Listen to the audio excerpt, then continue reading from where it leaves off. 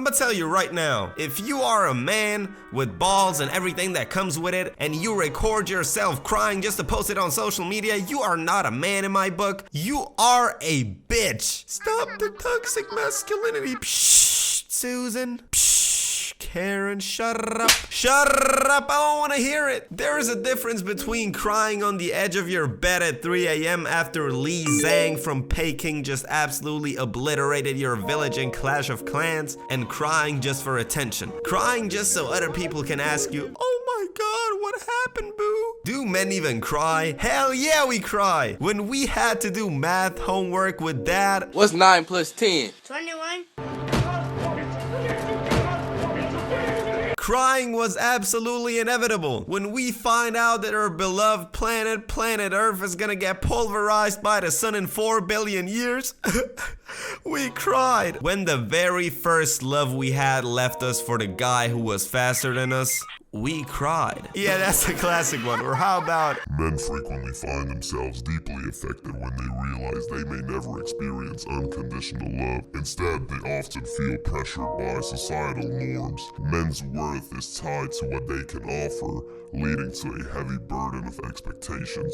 Do this, do that, provide here, provide there. When the burden becomes too much, they may struggle with feelings of sadness and hopelessness, grappling with the challenge of balancing their own desires with the demands imposed by society. At the end of the very day, a man just gotta thug it out sometimes. when we stand in front of the mirror and look at ourselves a little too long and we realize that we are just not that good looking, matter of fact, we might even slightly be ugly, we cried. Crying is a normal human reaction, so why the fuck would anyone think men don't cry? We may not cry a lot, but we sometimes cry privately when there's a reason to cry. A reason like Akira Toriyama, the creator of Dragon Ball, passing away. Man, that shit hurt, bro. That shit hurt all of us. Every single one of us. Rest in power, Akira Toriyama. There are really specific events that made most men around the globe tear up. A lot of the times it's the fictional stuff that had us crying, like that one Russian kid whose mom is not allowing him to get any more chocolate.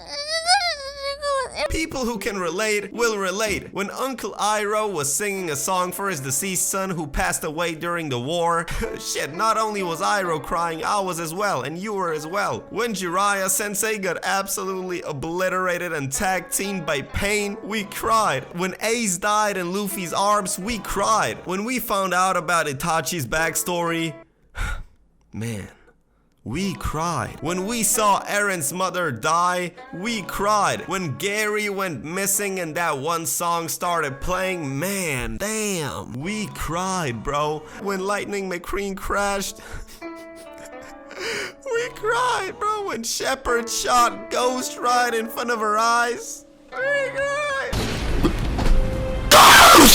I am not no university professor, so I couldn't tell you the scientific reasoning behind why men are so overly attached to fictional characters, but we are. So what the fuck are you gonna do about it? I was not crying when the Titanic sunk to the ground. I was crying when the Flying Lamb sunk to the ground. One of them was a real catastrophic event that killed and traumatized thousands of people, and the other one is a fictional event coming from the mind of a person who cannot stop creating female characters with comically large tits, bro. But sometimes real life shit makes us cry too. Have you ever seen your dad cry, bro? That shit is a different type of pain, let me tell you that much. The guy that always told you men are not supposed to cry suddenly cries for the first fucking time. When I saw that for the first time, I genuinely started tweaking, bro.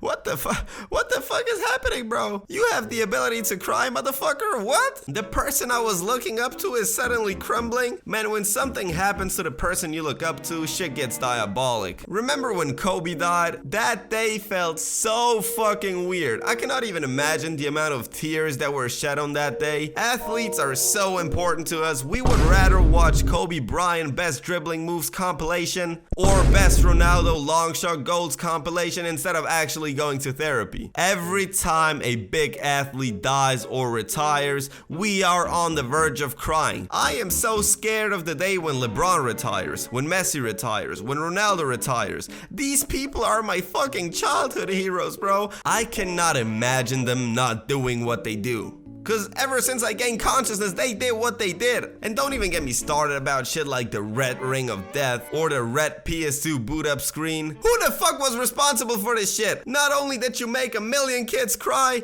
you also left us traumatized for life, man.